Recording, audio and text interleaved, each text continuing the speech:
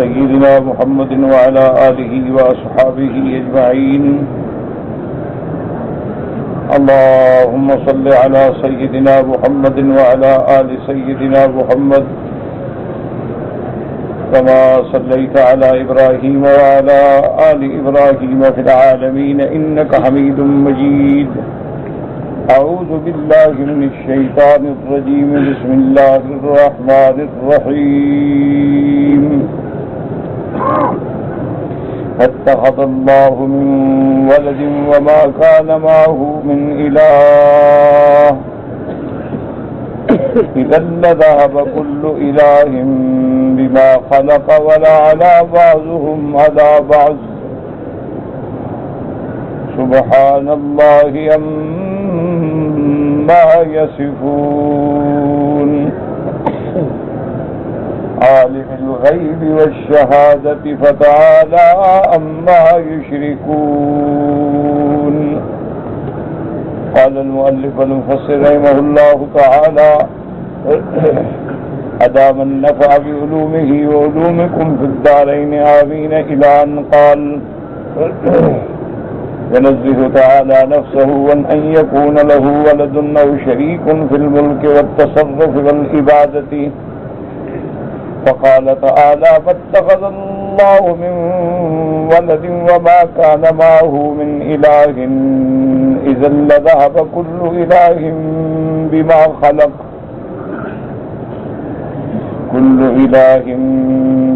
خلق ولعلى بعضهم على بعض.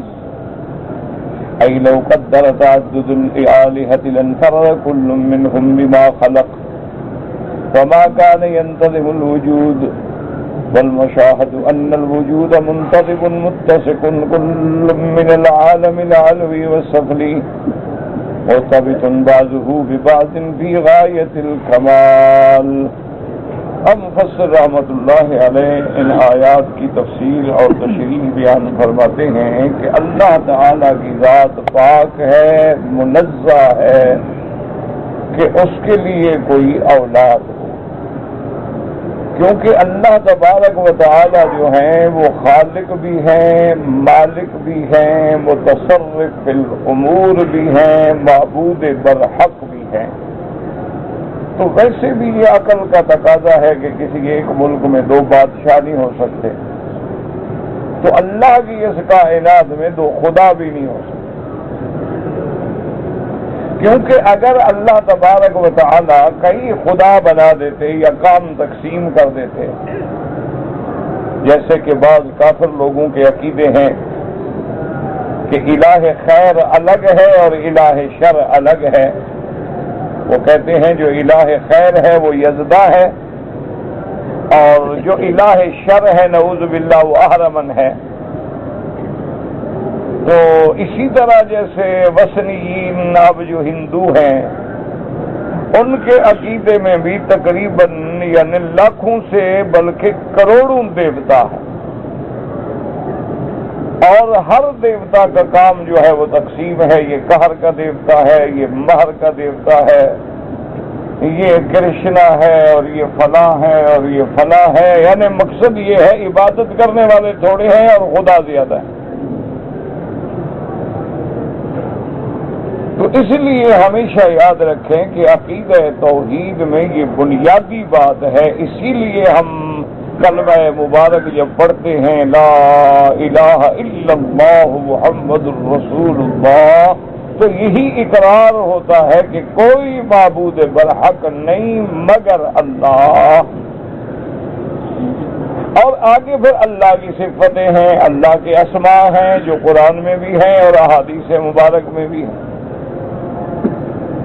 اللہ نے قرآن پاک میں بھی اپنے اسماء کا ذکر فرمایا ہے. السلام، المؤمن، المہیمن، العزیز، الجبار، المتکبر، الخالق، البارئ، المصور. اسی طرح اللہ تبارک و تعالیٰ کے اسماء کا ذکر جو ہے وہ احادیث رسول عربی صلی اللہ علیہ وسلم میں بھی ہے، اور صحیح حدیثوں میں ہے کہ ان للہ 99 اسما کہ اللہ کے 99 نام ہیں. فمن احصاها، جس نے ان کو مضبوط سے یاد کیا. صرف مانا یہ نہیں ہوتا کہ لفظی نام یاد کرنا، یا اللہ یا لطیف یا رحمان یا رحیم تو بس جنتی بن جائے، یہ مانا نہیں ہوتا. یہ ایک بہت بڑا مغالطہ ہوتا ہے لوگوں کو کہ بھئی 99 نام یاد کر لو دخل الجنہ، بس جنت میں چلے جاؤ گے چاہے نماز بھی نہ پڑھو. یہ ایک جہالت ہے، مغالطہ ہے، غلط فہمی ہے، یہ اپنے آپ کو دھوکے میں رکھنے والی بات ہے. جی ہم کلمہ پڑھتے ہیں ماشاءاللہ، اللہ کے ناموں کا جی ورد کرتے ہیں. میں 99 نام روزانہ پڑھ کے دعائیں کرتا ہوں. اس میں کوئی شک نہیں کہ اللہ نے ہمیں حکم دیا ہے کہ مجھے میرے ناموں سے پکارو. للہ الاسماء الحسنی فادعوہ بہا، اللہ کے ناموں سے پکارو کہ یا اللہ، یا رحمان، یا رحیم، یا حی یا قیوم، یا ذی الجلال والاکرام، اور جو اللہ کے نام. اور اللہ کے نام سے پکارنے سے دعائیں جلد مستجاب ہوتی ہیں. اور انہی ناموں میں اللہ نے اپنا اسم اعظم بھی چھپا دیا ہے.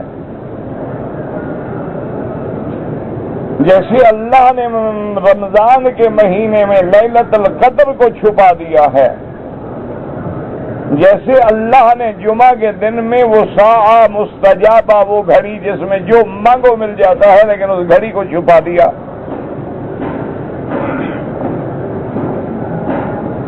اسی طریقے سے حضور صلی اللہ علیہ وسلم نے بی بی عائشہ رضی اللہ تعالی عنہا کو فرمایا تھا کہ ریاض الجنہ میں ایک خاص مقام ہے جو استوانہ عائشہ کے قریب ہے، کہ یہاں جو دعا مانگو اللہ مستجاب فرمائیں گے. اسی طرح بہت سارے چیزیں ہیں، لیکن ان کے چھپانے میں حکمتیں ہیں. کہ اگر اللہ تبارک و تعالی لیلۃ القدر کا علم دے دیتے تو آدمی تو پھر سارے سال صرف اسی ایک رات عبادت کر لیتا بس. لیکن اللہ نے اس کو ایسا چھپا دیا ہے کہ ضروری بھی نہیں ہے آپ کے پاس 27 ہے تو دوسرے ملک میں 25 ہوگی، کسی ملک میں 26 ہوگی.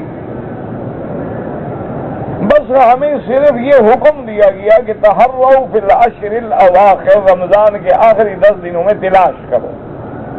تلاش کرنے کا کیا معنی ہے کہ عشاء کی نماز پڑھیں، تراویح پڑھیں، عبادت کریں، محنت کریں، اللہ کو منظور ہے تو مل جائے. اسی طرح جمعہ کے دن میں آپ کوشش کریں اللہ سے دعائیں مانگنے کی. نماز پڑھ رہے ہو، نفل پڑھ رہے ہو، قرآن پڑھ رہے ہو، دعا مانگ رہے ہو، اول ٹائم میں مسجد الحرام میں یا مسجد نبوی میں یا جس ملک میں ہے جمعہ کے دن سب سے پہلے مسجد میں آ گئے ہو.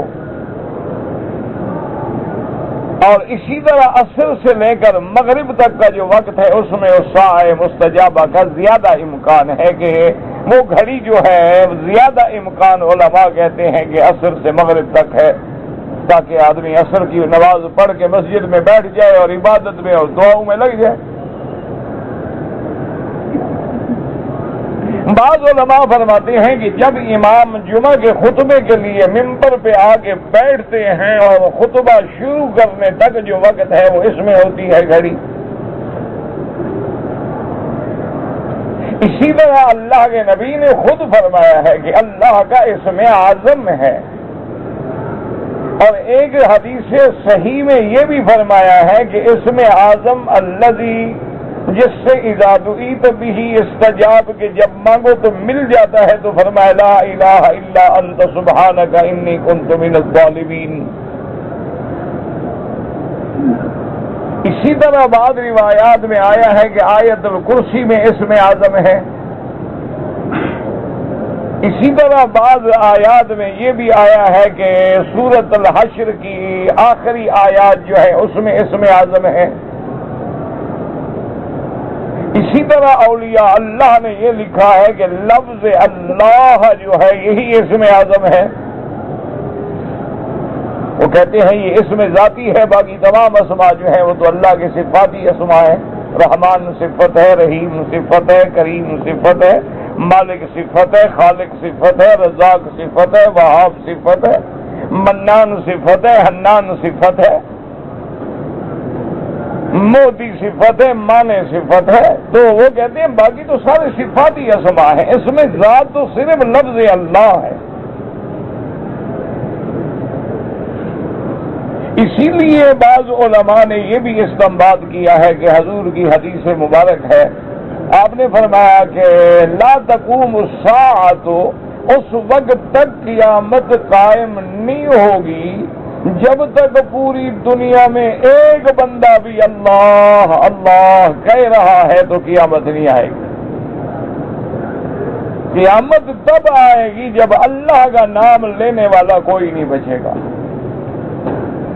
علی شرار الخلق، پھر دنیا میں جتنے برے لوگ ہیں وہ ہوں گے اور پھر قیامت آ جائے گی، اچھے لوگ سب چلے جائیں۔ اور ہم چونکہ آہستہ آہستہ قیامت کی طرف بڑھ رہے ہیں، اسی لیے آپ دیکھتے ہیں کہ اچھائیاں ختم ہوتی جا رہی ہیں اور برائیاں چھا رہی ہیں۔ تہذیب اسلامی کو مٹایا جا رہا ہے، تعلیم اسلامی کو مٹایا جا رہا ہے، تہذیب فرنگ کو غالب کیا جا رہا ہے، کیوں؟ آخر قیامت تو آنی ہے نا، اللہ کا نظام جو ہے وہ تو چلے گا۔ جب تک اللہ کا قول پورا نہ ہو اس وقت تک جو ہے وہ فنا نہیں آئے گی، وہ قیامت نہیں آئے گی۔ تو یہ ساری علامات ہیں، نشانیاں ہیں جو محبوب دو عالم، رحمت دو عالم سیدنا محمد مصطفیٰ صلی اللہ علیہ وسلم نے بیان فرما دی تھی۔ فرمایا کہ علامات قیامت میں ایک یہ بھی علامت ہے کہ فرمایا کہ اذا ربت الامت، یعنی فرمایا کہ جب کنیزیں جو ہیں وہ بڑے لوگوں کو پیدا کریں گی، تو اس کا معنی یہ سمجھا گیا، علماء نے فرمایا کہ لوگ اپنی ماؤں کو کنیز سے بھی گرا ہوا جانیں گے، اور بعد میں فرمایا کہ نہیں، چھوٹے قسم کے لوگ جو ہیں وہ اقتدار پہ آ جائیں گے۔ اسی طرح حضور نے فرمایا کہ یہ بھی علامات قیامت میں ہے کہ سرزمین مکہ میں اور سرزمین حجاز میں دولت کی کثرت اور وفرت ہو جائے گی۔ فرمایا یہ بھی علامات قیامت میں۔ اسی طرح حضور صلی اللہ علیہ وسلم نے فرمایا کہ ایسے لوگ بھی ہوں گے کہ جو بکریوں کے چرواہے ہوں گے اور کالے اونٹوں کے چرانے والے، کیونکہ سرخ اونٹ جو ہے وہ بڑا قیمتی ہوتا ہے اور عرب کو محبوب ہے، کالا اونٹ اتنا محبوب نہیں ہوتا ہے، تو سرخ اونٹ نہیں فرمایا کالے اونٹوں کے چرانے والے لوگ جو ہیں وہ بڑی بڑی اونچی بلڈنگیں بنائیں گے اور بلڈنگوں میں فخر کریں گے۔ یہ بھی علامات قیامت میں ہے۔ اور اسی طرح حضور صلی اللہ علیہ وسلم نے فرمایا کہ جب ایک نوجوان بچہ جو ہے وہ اپنے دوستوں کا تو بڑا وفادار ہوگا لیکن ماں باپ کا غدار ہوگا۔ اسی طرح حضور صلی اللہ علیہ وسلم نے فرمایا کہ جب دنیا میں شراب عام ہو جائے، گانے بجانے والے عام ہو جائیں اور عریانیت کا دورہ ہو جائے، فسق و فجور پھیلنا شروع ہو جائے، تو سمجھو قیامت قریب ہے۔ یہ علامات ہیں، لیکن قیامت کب ہوگی اللہ نے چھپا دیا، کسی کو علم نہیں دیا، یہ کوئی نہیں جانتا کہ کب ہوگی۔ حتیٰ کہ جبریل علیہ السلام جب سائل بن کے آئے، حدیث مبارک میں ہے، تو ان نے پوچھا حضور صلی اللہ علیہ وسلم سے کہ آپ قیامت کی تعیین کے بارے میں بتلائیں۔ آپ نے فرمایا مل مسئول عنہا بعلم من السائل، کہ جیسے میں نہیں جانتا اسی طرح تم جیسے نہیں جانتے میں بھی نہیں جانتا۔ ان اللہ عندہ علم الساعہ، قیامت کب ہوگی اللہ کے علم خاص، اور اسی میں اللہ کی رحمت ہے، یاد رکھو ہمیشہ۔ اگر اللہ نے کوئی چیز چھپا دی ہے تو حکمت، اب کسی بندے کو یہ پتہ نہیں کہ میں نے کب مرنا ہے، اچھا خاصا چل رہا ہے، ٹھیک ٹھاک ہے، پتہ لگتا ہے ختم ہو گیا۔ تو اس میں بھی حکمت ہے، اگر علم دے دیا جائے کہ آپ نے پرسوں مر جانا ہے، علم دے دیا جاتا کہ قیامت 2000 سال کے بعد آ جائے گی، تو دنیا تو جینا مشکل ہو جاتا، نظام عالم درہم برہم ہو جاتا۔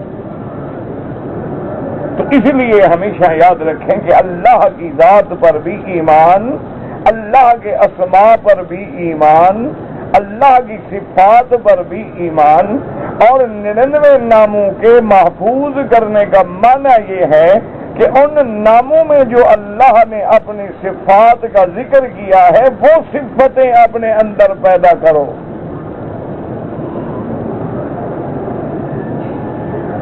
اللہ نے جن صفات کا صفت رحمت کا ذکر کیا ہے تو اپنے اندر رحمت کی صفت پیدا کرو۔ اللہ تبارک و تعالی نے جن جن صفات کا اظہار فرمایا ہے ان پہ ایمان بھی ہو، اور ان صفات سے اپنے اندر ان کی متصف ہونے کی کوشش بھی کریں، اور جب ان کی روشنی میں آپ عمل کریں گے تو جنت کے دروازے کھل جائیں گے۔ تو اس لیے ہمیشہ یاد رکھیں کہ ان آیات میں اللہ نے مشرکین پر جن لوگوں نے کئی خدا بنا رکھے تھے، اسی طرح یہود و نصارہ پر جنہوں نے یہ عقیدہ بنایا تھا کہ حضرت عزیر جو ہے وہ اللہ کا بیٹا ہے، اسی لیے نصارہ نے ایک عقیدہ بنایا تھا کہ حضرت عیسیٰ علیہ السلام جو ہے خدا کے بیٹے ہیں۔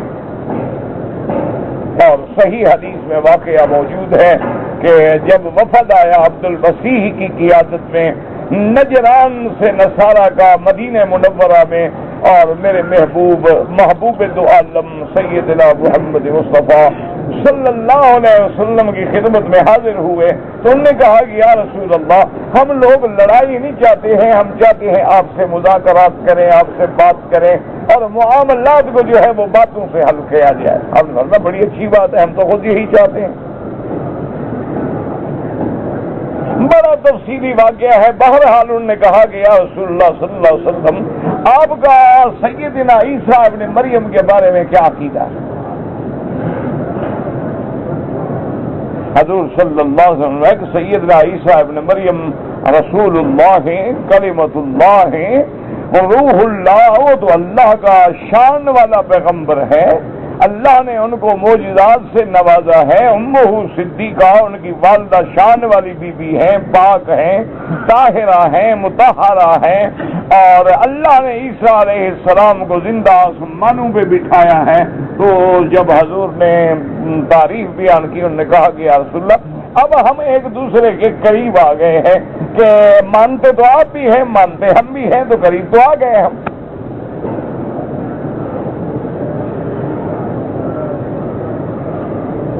حالانکہ یہود اور نصارہ جو ہیں ان کے درمیان میں بہت بین المشرقین ہے، یہ تو مسلمانوں کے خلاف اکٹھے ہیں، ورنہ ان کے عقیدوں میں بہت المشرقین ہے کہ نصرانی حضرت عیسیٰ کو خدا یا خدا کا بیٹا کہتے ہیں، اور یہودیوں کے عقیدے میں تو عیسیٰ علیہ السلام یوسف النجار کا بیٹا ہے، نعوذ باللہ، وہ تو حلال کی اولاد ہی نہیں مانتے۔ یعنی اتنا بڑا تضاد ہے، اتنا بڑا فرق ہے، لیکن مسلمانوں کے خلاف الکفر ملت واحدہ، کفر ایک ملت ہے۔ جب مسلمانوں کو مٹانا ہو، یہود ہو، ہنود ہو، وثنی ہو، بت پرست ہو، نصرانی ہو، کوئی ہو، وہ سب کٹھے ہیں، اور ہائے افسوس کہ اگر کٹھا نہیں تو مسلمان کٹھا نہیں۔ یہ ہماری بدقسمتی ہے،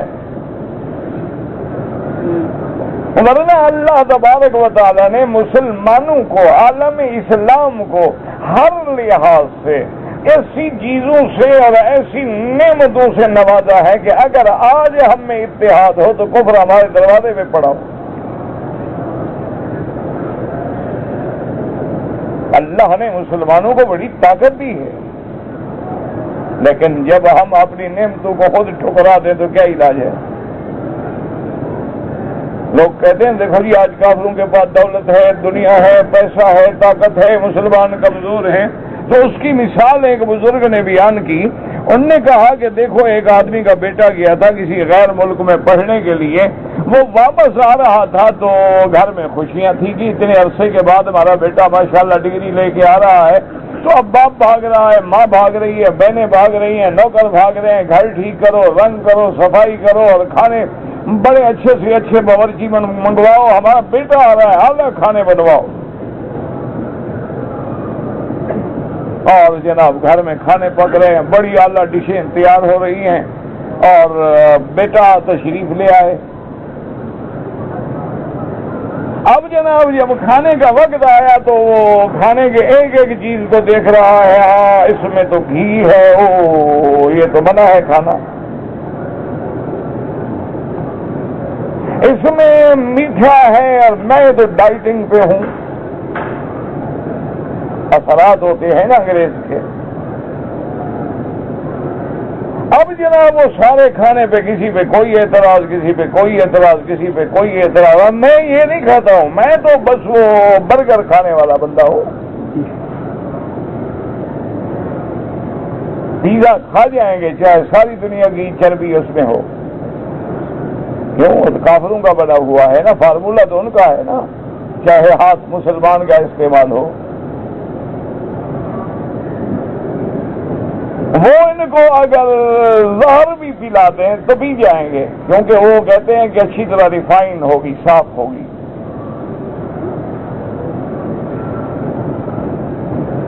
تو ایک بد قسمتی ہے ہماری. تو خیر اس نے کہا بابا میں یہ کھانا نہیں کھاتا. باپ نے منت کی, ماں نے منت کی, بہنیں منت کری ہیں, بیٹا تمہارے لیے سب کچھ بنایا, چلو تھوڑا تھوڑا تو چکھ لو, ہمارا دل رکھنے کے لیے چکھ لو, ہم تو 2 دن سے لگے ہوئے ہیں. اور کہا نہیں نہیں ہم تو یہ نہیں کھاتے. تو اب باپ کو بھی غصہ آیا, تو باپ نے پوری کی پوری میز جو تھی نا غصے میں ایسے الٹ ڈالی, کہا جاؤ تم نہیں کھاتے تو پھر کوئی بھی نہیں کھائے گا. اب جب کھانے کی میز الٹ ڈالی گئی, بندے سارے اٹھ کے چلے گئے تو کتے کھانے کے لیے آ گئے. تو اب کھانا کتوں کے لیے تو نہیں بنایا گیا تھا, کھانا تو اس بچے کے لیے بنایا گیا تھا. اللہ نے یہ عالم تو ہمارے لیے پیدا کیا تھا. جب ہم نہ شکرے ہو گئے دشمن کھا رہا. اللہ نے تو سب کچھ ہمارے لیے, هو الذی خلق لکم ما فی الارض جمیعا, وہ ذات ہے جس نے سب کچھ تیرے لیے بنایا ہے. کہیں فرماتے ہیں کہ دیکھو جانور تیرے لیے, والانعام خلقها لکم تیرے لیے, شمس و قمر تیرے لیے, آسمان و زمین تیرے لیے, تمام نعمتیں تیرے لیے اور صرف تو میرے لیے. وما خلقت الجن والانس الا لیعبدون. تو جب ہم اللہ کے نہ بنے تو اللہ نے وہ نعمتیں ہمارے اغیار کو دے دی, دشمنوں کو دے دی. آج ہم ان سے مانگ کے کھاتے ہیں. وجہ اس کی کیا ہے؟ اور یاد رکھو, ایک ہمیشہ بات یاد رکھنا کہ جب تک اللہ کی نعمتوں کا شکر کرو گے اللہ اور نعمتیں دیں گے, اور جب نہ شکری کرو گے اللہ نعمتیں بھی چھین لیں گے اور اللہ کسی عذاب میں بھی مبتلا کر دیں گے. یہ کسی مولوی کی بات نہیں, یہ قرآن کا فیصلہ ہے. لئن شکرتم لازیدنکم وَلَئِن كَفَرْتُمْ إِنَّ عَذَابِي لَشَدِيدٌ. اللہ نے فرمایا میرے بندے جب تک تم شکر کرو گے میں اور نعمتیں دوں گا. اور شکر کا معنی یہ نہیں ہوتا کہ یا اللہ تیرا شکر, تیرا لاکھ لاکھ شکر ہے, یعنی یہ معنی نہیں ہوتا شکر کا کہ کھانا کھا کے کہہ دیا تیرا شکر, پانی پی کے کہہ دیا تیرا شکر, کسی نے پوچھ لیا کیا حال ہے تو کہا اللہ کا شکر ہے, یہ شکر نہیں. شکر کا معنی اللہ پہ ایمان لانا ہے اور اللہ کی نعمتوں کو اللہ کے حکم اور فرما برداری میں خرچ کرنا ہے, یہ شکر ہے. اللہ نے آنکھیں دی ہیں تو اسی میں استعمال ہوں جس کا اللہ نے حکم دیا ہے. اللہ نے آنکھیں دی، کان دیے، ہاتھ دیے، پاؤں دیے، اسی لیے تو قرآن کہتا ہے لہم آذان لا یسمعون بہا۔ اللہ فرماتا ہے میرا محبوب کافروں کو ہم نے کان دیے ہیں، لیکن جب یہ حق کی بات سنتے نہیں، مانتے نہیں کہ گویا نہیں سنتے۔ وَلَهُمْ أَعْيُنٌ لَا يُبْصِرُونَ بِهَا، آنکھیں ہیں لیکن صراط مستقیم نہیں دیکھتے۔ ان کو میں نے دل دیا ہے لیکن میری توحید کو سمجھنے کی کوشش نہیں کرتے۔ اللہ نے فرمایا پھر ان کی مثل ایسی ہے اولئک کالانعام، اولئک کالانعام بل هم اضل واولئک هم الغافلون۔ اللہ نے فرمایا ان کی مثال ایسی ہے جیسے جانور، بلکہ یہ تو جانوروں سے بھی گئے گزرے ہیں۔ کتا بھی مالک کے دروازے کو پہچانتا ہے۔ یہ کیسا بندہ ہے جو اللہ کو چھوڑ کے غیروں کے سجدے کرتا ہے؟ یہ کیسا بندہ ہے؟ ایک بلی کو آپ ڈبے میں بند کر کے دوسرے محلے میں چھوڑا ہے، 2 دن کے بعد گھر کھڑی ہو۔ کتے میں وفاداری ہے، گھوڑے میں وفاداری ہے۔ اللہ فرماتا ہے اس لیے اللہ نے قرآن میں گھوڑوں کی قسم کھائی ہے، والعادیات ضبحا، فرمایا مجھے ان گھوڑوں کی قسم ہے جو دوڑتے ہیں تو آوازیں نکالتے ہیں، فالموریات قدحا، اور جن کے پاؤں جب پتھروں پہ پڑتے ہیں تو چنگاریاں نکلتی ہیں، فالمغیرات صبحا، اور جو صبح کو دشمن پہ حملہ آور ہوتی ہیں، فوسطن بہ جمعا، اور دشمن کے بالکل جتھوں کو توڑ کے اندر گھس جاتے ہیں۔ اللہ فرماتا ہے میرے بندے تو نے تو گھوڑے کو گھاس کھلایا ہے، وہ تیرا اتنا وفادار ہے کہ وہ دشمنوں سے ٹکرا جاتا ہے، دشمنوں کی صفیں چیر کے گھس جاتا ہے، تجھے اپنی پشت پہ بٹھا کے دشمنوں پہ غالب کر دیتا ہے، لیکن تو کیسا بے حیا ہے، مجھے چھوڑ کے غیروں سے مانگتا ہے۔ اللہ اکبر، صرف عام بندے کو نہیں، اسی لیے اللہ نے مولویوں کو بھی کہا کہ مثل الذین حملوا التوراۃ ثم لم يحملوها کمثل الحمار يحمل اسفارا۔ اللہ نے فرمایا ان یہودی عالموں کو دیکھو جن کو ہم نے تورات کا عالم بنایا، لیکن انہوں نے پھر میری کتابوں پہ عمل نہیں کیا، بڑے آدمیوں کے لیے قرآن بدل ڈالا، تورات بدل ڈالی، فتوے بدل ڈالے، احکام بدل ڈالے، میرے احکام کو بیچ ڈالا ہے۔ اور میں ان کی مثال ایسے ہے جیسے گدھے پہ کتابیں لاد دو تو گدھے کو کیا فائدہ ہو جائے گا؟ نہ ایمان سے کہیں گدھے پہ 1 من چاولوں کی بوری رکھ دو یا 1 من کتابیں رکھ دو، کیا فرق ہے اس کو؟ اور بتائیں اللہ نے گدھے کی مثال کیوں دی ہے کہ تمام جانوروں میں بد عقل اگر ہے تو گدھا ہے۔ عربی میں اس کو کہتے ہیں بلید، بلید مانا کند ذہن، بالکل جس کا عقل نہ ہو۔ اس لیے آپ نے نہیں دیکھا آج بھی استاد جب طالب نہ پڑھے کہتے ہیں یار گدھے ہو طالب ہو، وہ بھی کبھی طالب کو گھوڑا تو نہیں کہتا نا، کبھی اس کو بلی بھی نہیں کہتا، کہتے گدھے ہو۔ وجہ کیا ہے کہ یہ گدھا جو ہے نا یہ بڑا بلید جانور ہے، بلید مانا کند ذہن، عقل نہیں بدبخت کا۔ اچھا وجہ یہ ہے، علماء نے کہا کہ تجربہ کرو، کتاب الحیوانات میں علماء نے لکھا ہے جنہوں نے حیوانات پہ تحقیق کی ہے، وہ کہتے ہیں کہ گدھا ایسا کند ذہن ہے کہ اس پہ آپ یعنی سامان لادنا شروع کر دیں نا جی، 1 من 2 من 4 من، یہ بیٹھ جائے گا، آواز نہیں نکالے گا، اس کو بیٹھتے بیٹھتے بیٹھ جائے گا، زمین سے مل جائے گا لیکن آواز نہیں نکالے گا، اور جب حضرت فارغ کھڑے ہوں گے تو پھر چیخیں گے۔ ایسا بے وقوف ہے دنیا میں کوئی؟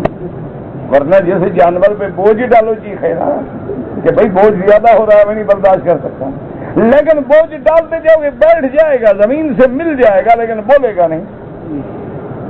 اچھا اس کو کہو جناب کشتی پہ چڑھانا ہے تو آگے کھینچے پیچھے جائے، اچھا پیچھے کھینچے تو بھاگ کے چڑھ جائے گا، ایسا کند ذہن جانور آپ نے دیکھ۔ اسی لیے اللہ نے فرمایا یہ کیسے مولوی ہیں کہ کتابیں میری پڑھتے ہیں، قرآن میرا پڑھتے ہیں، تورات میری پڑھتے ہیں، لیکن اس پہ خود عمل نہیں کرتے۔ جب خود عمل نہ کریں تو اور کافر بڑے لوگوں کے آگے فتوے بھی بدل دیتے ہیں اور بڑے لوگوں کے لیے میرے احکام کو بھی تبدیل کر دیتے ہیں۔ یشترون بآیات اللہ ثمنا قلیلا، اللہ کے احکام کے بدلے میں چند پیسے لے کر اللہ معاف فرمائے۔ اسی لیے آج بھی آپ دیکھ لیں کیا ہو رہا ہے دنیا میں، کوئی بڑا آدمی آ جائے نا جی، کوئی صاحب اقتدار کرسی پہ بیٹھا ہو، اس کے سامنے مجال ہے کوئی کلمہ حق کہے، غریبوں کو تو اتنا ڈرائیں گے نا، اتنا ڈرائیں گے کہ وہ ایک مسئلہ مشہور ہے نا کہ ایک جٹ بیٹھا تھا میرے جیسا کوئی بے وقوف جاہل آدمی، تو مولوی تقریر کر رہا تھا کہ پل صراط بڑی سخت ہوگی، بال سے باریک ہوگی، تلوار سے تیز ہوگی۔ اس نے کہا ہماری ساتھ سیدھی بات کرو، جنت جانے کا راستہ ہی نہیں۔ جب بال سے باریک ہوگی، تلوار سے تیز ہوگی، جائیں گے کیسے؟ صاف بات کرو، جنت نہیں جانا، ماشاءاللہ تم نے بند کر دیا۔ تو غریبوں کو تو یوں ڈرا دیں گے نا، اور آگے بڑا آدمی آ جائے وہ کہے قرآن بدل، تو ہاں جی بدلنا تو چاہیے، بھی دین پڑھانا بند کرو، ہاں جی بات ٹھیک ہے، یہ ہیں داڑھی والے بڑے خطرناک، باقی یہ بڑے دہشت ناک بھی ہیں، ایسی داڑھی ہے، داڑھی ہے بڑا جھاڑی ہے، اتنی پگڑی، اللہ اکبر۔ اور یاد رکھو دنیا ایک وقت آئے گا کسی اور حاکم کے دربار میں بھی ہم نے جانا ہے، فکر نہ کرو۔ کبھی الحمدللہ دینی مدرسے کا طالب نہیں، سب سے پہلے جاپانیوں نے جہاز کی چمنی میں اپنے آپ کی خودکشی کی تھی، لیکن وہ ہمارے مدرسوں میں نہیں پڑھا تھا۔ سب سے پہلے تامل ناڈ نے اس بات کی ابتدا کی ہے، جب راجیو پہ خود کا حملہ ہوا تھا، وہ ہمارے مدرسوں میں نہیں پڑھتے تھے۔ ہٹلر نے 6 لاکھ یہودیوں کو گیس چیمبر میں کھڑا کر کے ختم کر دیا تھا، اس نے قرآن بھی نہیں پڑھا، ہمارے مدرسوں میں بھی نہیں پڑھا۔ ہلاکو خاں اور چنگیز اور تاتار نے سروں کے مینار بنا ڈالے، دریائے دجلہ کو خون سے بھر ڈالا، انہوں نے کوئی کسی ہمارے دینی مدرسے میں نہیں پڑھا۔ اس لیے دعا کرو اللہ صحیح فیصلے کی توفیق دے، دعا کیا کرو، مکے میں کسی کو بد دعا نہ دیا کرو، یہ کعبۃ اللہ ہے، اللہ کا گھر ہے، کبھی غصے میں بھی لفظ نکل جائے نا اگلے کا ستیہ ناش ہو جاتا ہے۔ اس لیے ہدایت کی دعا کرو کہ میرا اللہ تو بصیرت بھی دے، بصارت بھی دے، اور صحیح فیصلے کرنے کی توفیق دے، اور اسلام کے جتنے ملک ہیں ان کی حفاظت فرما، بلد العبید کی حفاظت فرما، اور پاکستان کی حفاظت فرما۔ اس وقت دشمن نے گھیرا دنگ کر دیا ہے، بالکل ایسے حالات پیدا کر دیے ہیں کہ ہم سینڈوچ بن چکے ہیں، نہ دائیں ہمارا کوئی خیر مانگنے والا ہے، نہ بائیں ہے، نہ آگے ہے، نہ پیچھے، اللہ کے سوا کوئی سہارا ہی نہیں۔ اس لیے دعا کیا کرو، تمہاری ذمہ داری ہے ہر مسلمان کی کہ تہجد میں، طواف میں، جب موقع ملے اس بلد الامین کے امن کے لیے، اپنے ملک کے امن کے لیے، تمام اسلامی ملکوں کے استحکام کے لیے، اور تمام دین والوں کے لیے، تمام دین کے کام کرنے والوں کے لیے، تمام مساجد اور مدارس کے لیے، تمام معاہد کے لیے، تمام دین کے قلعوں کے لیے حفاظت کی دعا کیا کریں۔ اگر یہ قلعے نہ رہے تو کچھ نہیں رہے گا۔ لکھ لو، اور بالکل 2 لفظی بات ہے، یاد رکھ لو کہ تمہاری ابتدا جو ہے اللہ کے نام سے ہے، تمہاری انتہا جو ہے اللہ کے نام سے ہے۔ جب یہ نام درمیان سے نکل گیا تو پھر تم کچھ بھی نہیں، پھر طاقتیں کام نہیں آتی ہیں۔ مسلمان ہو، ہمارا حق ہے، ہم پر حق ہے اپنے ملکوں کا بھی اور اسلامی لوگوں کا بھی، دین والوں کا بھی۔ یہ شکر کرو، ایک بندہ مسجد میں بیٹھا ہے، قرآن پڑھا رہا ہے، کوئی قاعدہ پڑھا رہا ہے، جھگڑے مت کرو، جھگڑے چھوڑ دو، اب وہ دور ختم ہو گیا ہے کہ اب تم اپنے چھوٹی چھوٹی باتوں پہ لڑائیاں کرو۔ اب وہ وقت آ گیا ہے کہ عالم اسلام کو متحد کرو، فروئی اختلافات کو بھول جاؤ، ہر کلمے پڑھنے والا بھائی بن جائے۔ کچھ نہیں کر سکتا تو دعا تو کر سکتا ہے، پتہ نہیں کون سی گھڑی ہو اور تیری دعا لگ جائے، بس کام ہو جائے گا۔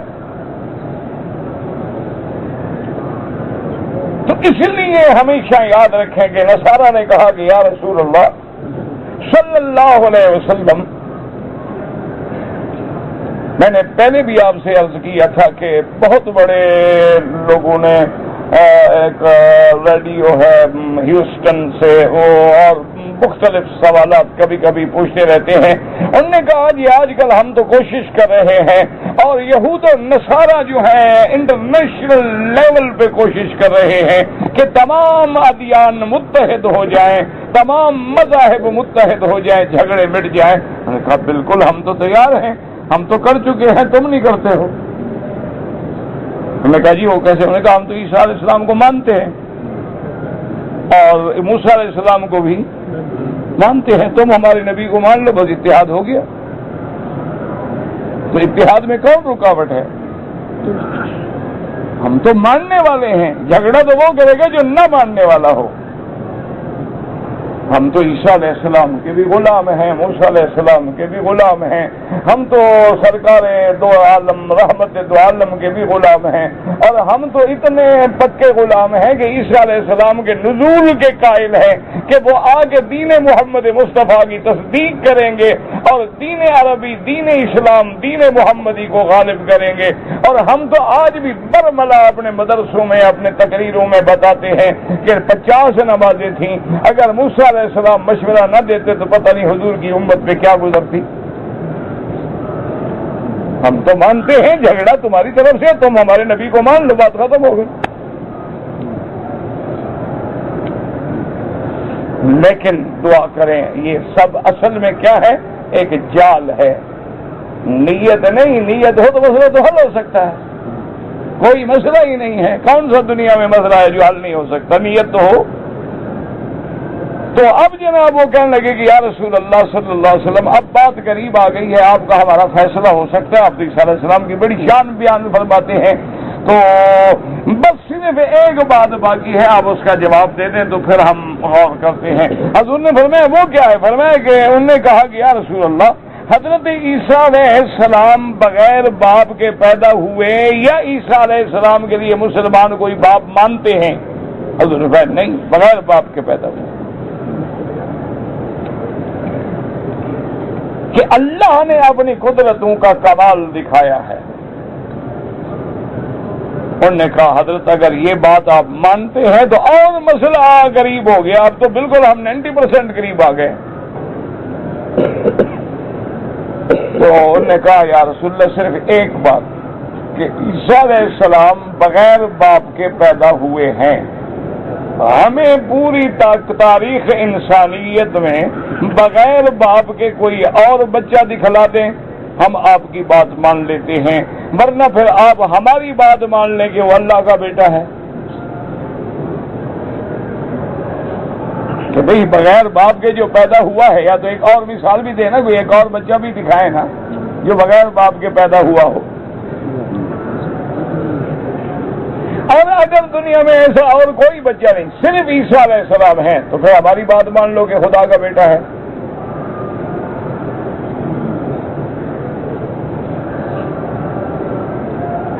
ہوتا ہے نا جب اللہ کی مدد آتی ہے، دعا کرو اب امت مسلمہ بڑی مشکل میں ہے، اللہ اپنی مدد دے۔ اللہ نے فوراً جبریل علیہ السلام کو حکم دیا کہ جاؤ میرے مدنی کی خدمت میں، اب میری توحید کا مسئلہ ہے تو میرے نبی کو جا کے بتلا دو کہ آپ گھبرائیں نہیں، عرش سے جواب ہم دیں گے، زبان محمد کی ہوگی۔ فرمایا ان مثل عیسیٰ عند اللہ کمثل آدم خلقه من تراب ثم قال له كن فيكون۔ اللہ نے فرمایا کہ میرے محبوب آپ ان کو کہیں کہ عیسیٰ علیہ السلام کی مثال تو ایسے ہے جیسے آدم عیسیٰ کا تو باپ نہیں، آدم کا تو نہ باپ ہے نہ ماں ہے، یہ تو صرف بغیر باپ کے پیدا ہوئے، ماں تو ہے۔ عیسیٰ علیہ السلام کی نہ ماں ہے نہ باپ ہے، تو جس کا باپ نہ ہو وہ بیٹا بن جائے، جس کے دونوں نہ ہو تو خدا بن جائے، پھر بھی تو آدم کا بیٹا بنا۔ اب جب حضور نے یہ آیت پڑھی تو اب چپ کر کے گنگ ہو کے بیٹھے، وہ دیکھو، یا تم آدم کا باپ بتاؤ، تم بتاؤ کہ آدم کا باپ کون ہے، تمہاری کتابیں کیا کہ؟ انہوں نے کہا جی وہ تو بغیر باپ کے پیدا ہوئے۔ آدم کی ماں کون ہے؟ انہوں نے کہا جی ماں بھی کوئی نہیں، وہ تو اللہ نے خود پیدا کیا، خلقہ من تراب ثم قال له کن فیکون، سے وہ پیدا ہو گئے۔ تو فرمایا جو خدا بغیر ماں اور باپ دونوں کے پیدا کرنے پہ قادر ہے، وہ عیسیٰ علیہ السلام کو بغیر باپ کے پیدا کرنے پہ قادر نہیں؟ انہوں نے کہا کہ جی بہرحال جواب تو آپ کا بڑا مدلل ہے، بڑا وزنی ہے، لیکن آپ ہمیں رات ایک دیں، ہم سوچ کے فیصلہ کریں۔ میں بالکل ٹھیک ہے، سوچو۔ وہ سوچنے پہ چلے گئے تو اللہ نے حکم دے دیا کہ میرا رسول اب آئے ہیں، ان کو بھاگنے نہ دو، اب یہ خود چل کے آئے ہیں نا۔ دیکھیں نا، ہم نے تو اس وقت اتحاد کی دعوت دی ہے، اللہ کے نبی نے فرمایا کہ آؤ ہم تمہیں دعوت دیتے ہیں، یا تو ہمارا دین مان لو، نہیں مانتے ہو تو اب اس کا حل یہ ہے کہ فَلْنَدْعُ أَبْنَاءَنَا وَأَبْنَاءَكُمْ وَنِسَاءَنَا وَنِسَاءَكُمْ وَأَنفُسَنَا وَأَنفُسَكُمْ ثُمَّ نَبْتَهِلْ فَنَجْعَلْ لَعْنَةَ اللَّهِ عَلَى الْكَاذِبِينَ۔ حضور نے فرمایا کہ اے عبد الوسیع اپنے وفد کو کہہ دو کہ کل جو ہے ہم مدینہ منورہ سے باہر نکل کے وادی میں کھڑے ہوں گے، تم لوگ بھی اپنے بیوی بچے آل اولاد کو لے آؤ، اور میں اللہ کا نبی بھی اپنے آل اولاد کو لے کے آتا ہوں وادی میں، اور وہاں کھڑے ہو کے اللہ سے دعا کریں گے کہ اللہ ہم دو میں جو جھوٹا ہے اس پہ اپنا عذاب نازل کر۔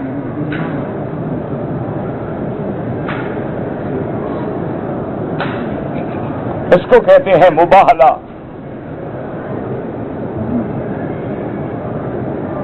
تو اب جناب جب حضور نے دعوت مباہلہ دی تو انہوں نے کہا حضور آج رات ہمیں پھر غور کرنے دیں، یہ کوئی معمولی بات تو نہیں ہے نا، بڑا فیصلہ ہے، ہمیں سوچنے دیں۔ حضور ہمیں بالکل سوچو۔ رات کو جب اکٹھے ہوئے، ان کے جو بڑے بڑے راہب تھے، رہبان تھے، بڑے بڑے مولوی، بڑے بڑے پیر، بڑے پڑھے لکھے لوگ تھے، انہوں نے کہا ہاں بھائی بات کرو، تم جو کہتے ہو ہمارا دین سچا ہے تو اب نکلے حضور کے مقابلے پر۔ بھئی اگر دین تمہارا سچا ہے اور اللہ کے نبی کا دین اسلام نعوذ باللہ جھوٹا ہے تو پھر ہم مقابلہ کریں۔ انہوں نے کہا بات سنو، دین محمد کا سچا ہے، اب ہم مولوی ہیں ساری زندگی تمہاری 11ویاں کھاتے رہے، تمہیں مرواتے تو نہیں ہے نا، آخر میں حلوے کھائے ہیں تو کچھ تو حق ادا کریں جی۔ تم نے ہمیں جمعراتیں کھلائی ہیں، 11ویاں کھلائی ہیں، رجبیاں کھلائی ہیں، 12ویاں کھلائی ہیں، 13ویاں کھلائی ہیں، تو اب آخر میں ہم مرواتے نہیں، نبی کے مقابلے پہ نہ جانا ورنہ نسل نہیں بچے گی۔ اللہ کا نبی سچا ہے محمد مصطفیٰ۔ انہوں نے کہا تو پھر بھاگیں کیسے؟ انہوں نے کہا بس کہہ دو جی ہم شروع کرتے ہیں۔ صبح آئے، انہوں نے کہا یا رسول اللہ صلی اللہ علیہ وسلم ہم نے فیصلہ کیا ہے کہ ہم آپ سے مقابلہ نہیں کرتے، مباہلہ نہیں کرتے، بہرحال ہم اسلام کے تابع ہیں، ہم پر جو بھی آپ جزیہ رکھیں گے، ٹیکس رکھیں گے وہ ہم ادا کریں گے، مسلمان ہماری جان مال کی حفاظت کریں، ہم صلح کرنے کے لیے تیار ہیں، ہم رہیں گے اپنے مذہب پہ لیکن ہم صلح کریں گے، آپ کے تابع رہیں گے، آپ کے دشمن سے مل کر آپ پہ حملہ نہیں کریں گے، آپ کے دشمن کی مدد نہیں کریں گے، آپ ہمارے دشمنوں کی مدد نہیں کریں گے، اور سالانہ جو ہے ہم مسلمانوں کے بیت المال کے لیے اتنا جزیہ بھی ادا کریں گے۔ حضور میں ٹھیک ہے، ہم بھی شروع کے لیے تیار ہیں۔ شروع ہو گئی۔ اس کے بعد حضور نے فرمایا کہ واللہ مجھے اس رب کی قسم ہے جس نے مجھے پیدا کیا ہے، آج اگر یہ میرے مقابلے پہ آ جاتے لَإِسْتَوَمَتِ الْوَادِي عَلَيْهِمْ النَّارِ، کہ اس وادی میں اللہ ایسی آگ بھڑکاتے کہ ان کی نسلیں بھی جل جاتی۔ لیکن وہ سمجھدار تھے، تو اس لیے ہمیشہ سمجھیں اللہ چیلنج کرتے ہیں کہ متخذ اللہ من ولد، میں نے کسی کو بیٹا نہیں بنایا۔ اچھا، بعض لوگ کہہ دیتے ہیں کہ بیٹے سے مراد حقیقی بیٹا ہے یا لفظی بیٹا ہے، تو بعض نصارہ کا عقیدہ ہے کہ بی بی مریم اللہ کی بیوی ہے اور حضرت عیسیٰ خدا کا بیٹا ہے۔ اس لیے قرآن یہاں کہتا ہے متخذ اللہ من ولد، اور دوسری جگہ فرماتے ہیں متخذ اللہ صاحبۃ ولا ولدا، اللہ نے کسی کو بیوی بھی نہیں بنایا، کسی کو بیٹا بھی نہیں بنایا۔ اس کی صفت ہے الاحد الصمد الذی لم یلد ولم یولد، یہ اس کی صفت ہے، اس کی کوئی بیوی نہیں، وہ بیوی سے بھی پاک ہے، وہ بیٹے سے بھی پاک ہے۔ متخذ اللہ من ولد، اور بعض علماء یہ بھی کہہ دیتے ہیں کہ بعض نصارہ کا یہ خیال تھا کہ بیٹے کا معنی حقیقی بیٹا نہیں، بلکہ جیسے کسی کو پیار سے بندہ بیٹا بنا لیتا ہے، یعنی حضرت عیسیٰ اللہ کے پیارے ہیں، اللہ کے محبوب ہیں، اس لیے ان کو ہم بیٹا کہتے ہیں۔ تو اس پر بھی علماء نے فرمایا کہ اگر ایک نبی اللہ کو پیارا ہے تو باقی 1,23,999 نبی پیارا کیوں نہیں؟ پھر تو سب کو بیٹا کہو نا، جو بھی نبی ہو، جو بھی رسول ہو، سب کو بیٹا، صرف ایک کو کیوں کہو؟ صرف عزیر کو کیوں کہو یا عیسیٰ کو کیوں کہو؟ اس لیے اللہ نے فرمایا متخذ اللہ من ولد، میں نے کسی کو بیٹا نہیں بنایا، وما کان معہ من الہ، اور نہ میرے ساتھ اور کوئی چھوٹے چھوٹے خدا ہیں۔ اگر میں نے خدا بنائے ہوتے، ہر خدا اپنی مخلوق کو لے کے الگ ہو جاتا یا اکٹھے ہو کے مقابلہ کرتے۔ متخذ اللہ من ولد وما کان معہ من الہ اذا لذهب كل الہ بما خلق ولا لا بعضهم على بعض۔ اللہ نے فرمایا اگر اور خدا ہوتے تو خدا کا مقابلہ کرتا، جو کمزور ہو کے ہار جاتا وہ خدا نہیں بن سکتا، اگر برابر ہو جاتے تو پھر دو خداؤں کی ضرورت کوئی نہیں رہتی۔ اس لیے فرمایا سبحان اللہ عما یصفون، اللہ کی ذات پاک ہے، منزہ ہے، شرک سے بھی پاک، شریکوں سے بھی پاک، اولاد سے بھی پاک، والدین سے بھی پاک، ہر صفت نقصان سے پاک ہے۔ اور فرما دیا عالم الغیب والشہادۃ، اللہ سب کچھ جاننے والے ہیں، جو تم سے چھپا ہے اس کو بھی جانتے ہیں، جو ظاہر ہے اس کو بھی جانتے ہیں۔ نتیجہ کیا ہوگا کہ فتعالی عما یشرکون، اس کی ذات بلند و بالا ہے ان چیزوں سے جن کو تم شریک بنا رہے ہو۔ اشارہ ہو گیا ہم جانتے ہیں، ہمارے آگے چھپا نہیں، تم ہمارے بارے میں جو کہتے ہو ہم جانتے ہیں، جو لکھتے ہو ہم جانتے ہیں۔ نتیجہ کیا ہوگا کہ قیامت میں ہر بات کی تمہیں سزا ملے گی۔ اور اللہ نے فرمایا میرے بندو یہ دیکھو نظام عالم چل رہا ہے، سورج وقت پہ نکلتا ہے، وقت پہ ڈوبتا ہے، رات ہے دن ہے، اس کا اختلاف اللیل والنہار ہے، یہ سارا نظم کا چلنا دلیل ہے کہ چلانے والا ایک ہے، اگر دو ہوتے تو کبھی نظم قائم ہی نہ رہتا۔ لو کان فیہما آلہۃ الا اللہ لفسدتا، اللہ نے فرمایا اگر دوسرا خدا ہوتا تو یہ نظام شمس و قمر، یہ نظام سماء و ارض جو ہے درہم برہم ہو جاتا۔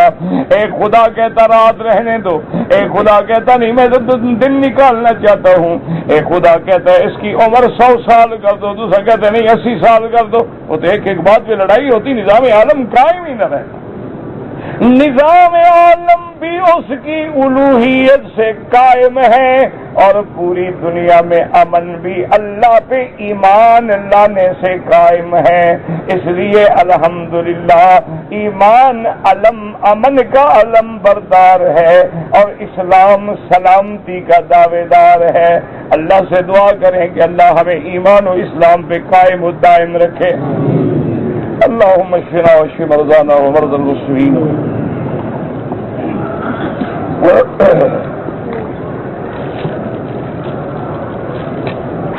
لوگوں میں جب کوئی مر جاتا ہے ہزاروں لوگ اکٹھے ہوتے ہیں، وارث کے سامنے آدمی کی خواہش ہوتی ہے، 20 دن تک سلسلہ جاری رہتا ہے۔ دیکھیں یاد رکھیں کسی کے مرنے پر شرعاً 3 دن کا سوگ ہوتا ہے، اس سے زیادہ منانا منع ہے۔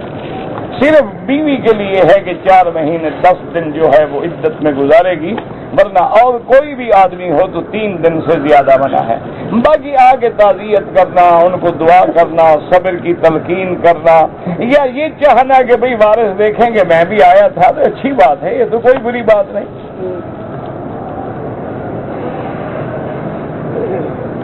کہتے ہیں کہ جی بعض لوگ جو ہیں قبر پہ کھڑے ہو کے صورت حشر کی اور بقرہ کی آخری آیات پڑھتے ہیں۔ بہرحال قبر پہ کھڑے ہو کے دعا مانگنا جائز ہے۔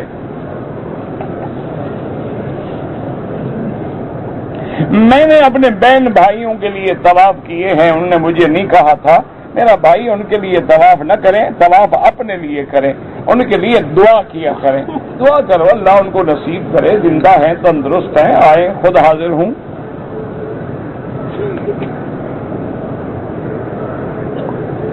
میرے والدین صاحبان جو ہے زاد ہے پتہ نہیں کیا ہے، بہرحال والدین اگر ضعیف ہیں کمزور ہیں عمرے کی طاقت نہیں ہے تو آپ کر سکتے ہیں ان کے لیے۔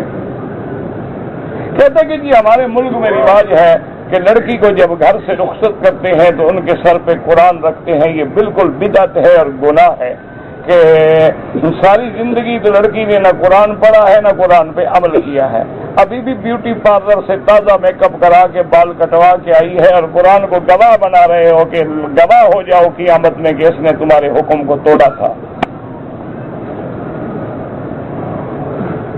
قرآن ماننے والوں کی حفاظت کرتا ہے کہ دشمنوں کی حفاظت کرتا ہے؟ یہ رسم بن گئی ہے، اسلام ہمارا یہی رہ گیا ہے نا کہ قرآن شریف پکڑ لو، دلہن کو نیچے سے گزار دو، سبحان اللہ، بس ماشاءاللہ قرآن حفاظت کرے گا۔ قرآن پڑھا نہیں اس نے، نہ کبھی قرآن پہ عمل کیا، نہ کبھی نماز پڑھی۔ او خدا کا خوف کرو، امام احمد ابن حنبل تو اتنے سخت ہیں، وہ کہتے ہیں کہ اگر دولہا یا دلہن دو میں ایک بھی بے نمازی ہے تو وہ کافر ہے، نکاح ہوتا ہی نہیں، زنا ہوگا، اولاد بھی زنا ہوگا۔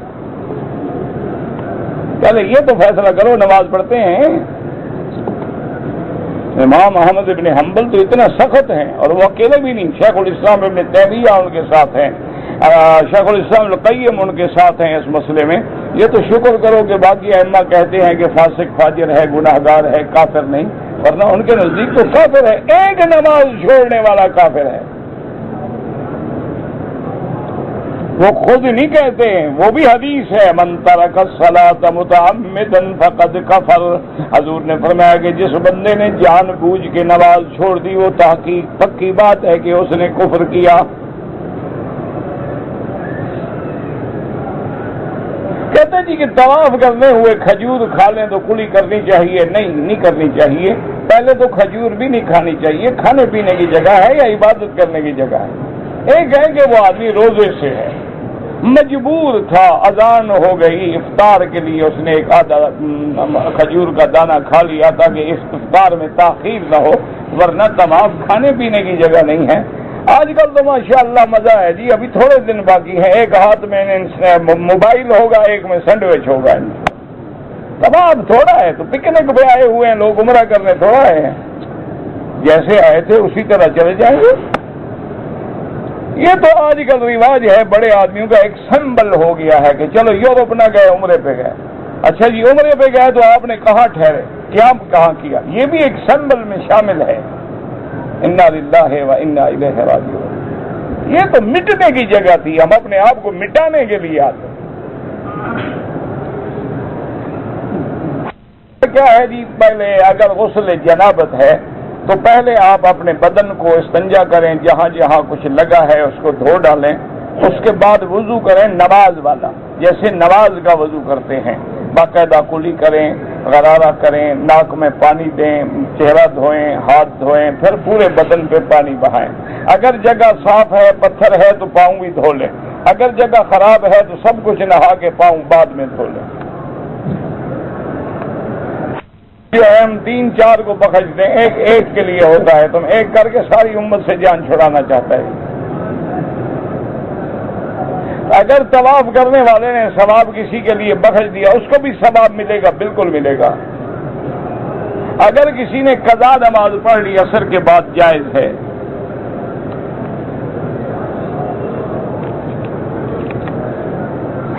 قصیم سے روانہ ہوا، مکہ آ رہا تھا، مدینے میں میں نے احرام باندھ لیا، کیونکہ میرے پاس سامان تھا، میں رات کو 3 بجے پہنچ گیا، احرام اتار لیا۔ یہ مذاق ہے، جب چاہو باندھ لو، جب چاہو اتار لو۔ اب فوراً جا کے مدینہ منورہ یا طائف کے میقات سے عمرہ کرو دوبارہ، ورنہ ایک دم دینی پڑے گی۔ اور گناہگار الگ ہوئے کہ احرام باندھیا، سامان زیادہ تھا نہ باندھتے، پہلے اپنا سامان پہنچاتے، بعد میں عمرہ کرتے۔ کہتے جی کہ دل نہیں لگتا، اس لیے میں کبھی کبھی گانے سنتا ہوں۔ تو شیطان سے مستقل تعلق کر لو، معلوم ہوتا ہے تمہارا دل شیطان سے لگتا ہے، قرآن سے لگتا ہی نہیں۔ اللہ کا فرمان تو ہے کہ دل کا اطمینان اللہ کے ذکر میں ہے، تم کہتے ہو شیطانی گانوں میں ہے، میں کس کی بات مانوں؟ اللہ کی مانوں، تمہاری مانوں؟ اللہ بذکر اللہ تطمئن القلوب، کہ دلوں کا اطمینان ڈھونڈتے ہو تو اللہ کی یاد کرو۔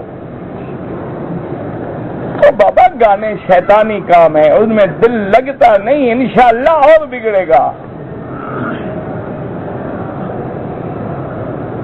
اگر کوئی آدمی حضرت ابو بکر کے صحابی ہونے میں شک کرے وہ کافر ہے، کیونکہ ان کی صحابیت تو قرآن میں ہے، اذ یقول لصاحبہ لا تحزن ان اللہ معنا، گویا وہ قرآن کا منکر ہے۔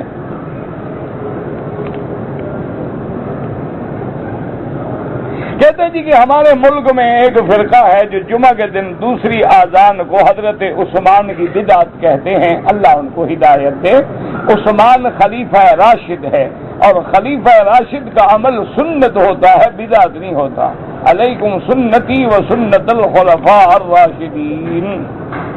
باقی اللہ ہدایت دے، آج جو آدمی جہاں کھڑا ہے بس وہ ہٹنے کے لیے تیار ہی نہیں ہے۔ میرا بیٹا بیمار ہے، دعا کریں اللہ سب کو شفا دے، اللہ ہمارے بیماروں کو، آپ کے بیماروں کو سب کو شفا کاملہ صحت عاجلہ سے نوازے۔ میرے ایک دوست بیمار ہیں، اللہ شفا دے۔ نماز کے دوران میں کبھی غلط خیالات آتے ہیں، اللہ نے معاف کر دی ہیں، فکر کرنے کی ضرورت ہی نہیں۔ نماز اشراق پڑھنے کا وقت کیا ہے؟ سورج نکلنے کے 20 منٹ بعد، یہ جو گھڑیوں میں لکھا ہے نا ٹائم، یہ سورج نکلنے کا ٹائم ہے، اس سے 20 منٹ بعد 2 رکعت اشراق پڑھیں، ویسے 4 پڑھو 6 پڑھو، کوئی منع نہیں، کم از کم 2 رکعت۔ مدینہ منورہ کا سفر جو ہے اس میں نماز، فرض نماز قصر پڑھو گے، سنت نفل معاف ہے، لیکن پڑھو تو ثواب ہے۔ اپنے سربراہ کے بغیر نکاح کر سکتی ہے؟ نہیں کر سکتی۔ کوئی سربراہ نہ بننا چاہے تو قاضی کو بنائے، کو باپ نے دیکھ بھال نہ کرے، باپ جو موجود ہے اس کے ذریعے بھائی نہیں بن سکتا ولی۔ اگر باپ نہیں انکار کرتا ہے تو قاضی کو درخواست دے، حاکم خود ولی بن جائے گا، ہے جب کوئی نہ ہو، ورنہ ولی الامر سب سے پہلے باپ ہے، اس کے بعد بھائی ہیں۔ جغرافیائی تحقیق کر لیں، 40 لاکھ مربع میل پہ اسلام کا پرچم دیکھیں نا جی، آپ خود اندازہ کر لیں کہ اسپین تک اسلام پہنچا، سین تک اسلام پہنچا، ماورا النہر، ازبکستان، تاجکستان، یہ سب جتنے ریاستیں ہیں اسلام، تو اندازہ لگا لو کتنا میل بنتا ہے۔ جغرافیہ اٹھا کے دیکھ لو۔ طواف کرتے ہوئے نظر نیچے رکھیں، ادب کا تقاضا یہی ہے کہ بندگی اور عاجزی سے طواف کریں۔ اندھیرے میں نماز پڑھ سکتے ہیں؟ بالکل پڑھ سکتے ہیں۔ اگر ہم نے طواف کیا ہے اور عصر کے بعد 2 رکعت طواف کی پڑھنی ہے، حنفی مسلک میں مغرب کے بعد پڑھے، اور باقی ائمہ کے نزدیک حرم میں ہر وقت 2 رکعت پڑھنا جائز ہے۔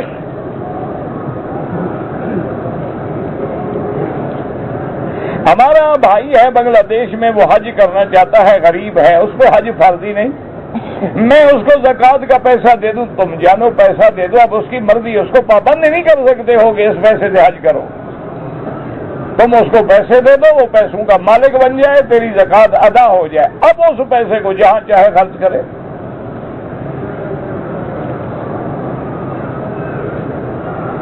میں نے کئی عمرے کیے ہیں، نہ تو میں اس طرح پھرواتا ہوں نہ قصر کرواتا ہوں، بس ایک دو بال کاٹ لیتا ہوں، دم پڑ گئی۔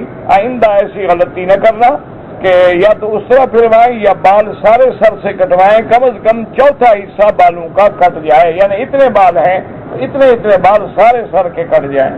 اگر آپ کو فیشن اور بال اتنے پیارے ہیں تو عمرے پہ آنے کی کیا ضرورت ہے؟ کعبہ شریف اداس ہے آپ کے لیے؟ نہیں، کیا خیال ہے آپ کا؟ کعبہ شریف رو رہا تھا، آپ نہ آتے تو کیا کرتا ہے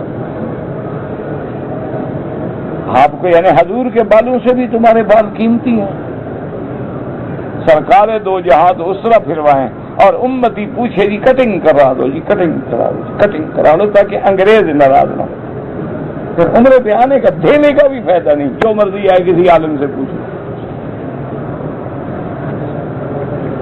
جی گناہ گار ہیں اللہ معاف کرے گا، تو اسی اللہ نے تو کہا ہے محلقین رؤوسکم ومقصرین لا تخافون، اپنے سروں پہ اس طرح پھرواؤ۔ وہاں خدا کا حکم یاد نہیں آتا، معاف کرنے کے وقت خدا یاد آتا ہے، یہ یاد نہیں آتا کہ وہ قہار بھی ہے، وہ عزیز ذو انتقام بھی ہے، وہ سریع الحساب بھی ہے، وہ شدید العقاب بھی ہے۔ ہو تو کتنی عمر تک دودھ پلا سکتے ہیں؟ 2 سال۔ لمن اراد ان یتم الرضاعہ، باقی حنفیوں میں جو مسئلہ ہے وہ ایک مسئلہ ہے کہ کیا 30 مہینے تک بھی اگر ہو تو رضا شمار ہوگا یا نہیں ہوگا، ورنہ مدت رضا سب کے نزدیک 2 سال ہے۔ طواف کرنے کے بعد صفا بربانی دوڑا، بال کٹوا لیے، ماشاء اس کو ضرورت ہی نہیں تھی، وہ تو سیر پہ آیا تھا۔ اگر عمرے پہ آتا تو پہلے مسئلے سمجھ کے نہ آتا۔ ویسے ہر چیز پوچھتا ہے، جہاز کب اترے گا، کہاں اترے گا، گاڑی کہاں ملے گی، ہوٹل کی بکنگ کا کیا ہوا، صرف مسئلہ نہیں پوچھا تو اس نے عمرے کا نہیں پوچھا۔ اللہ کے دین کو عمرے پہ آتے ہو پہلے کتاب لے لو چھوٹی سی، ہر زبان میں موجود ہے، تو 4 دفعہ پڑھو گے خود مولوی بن جاؤ گے۔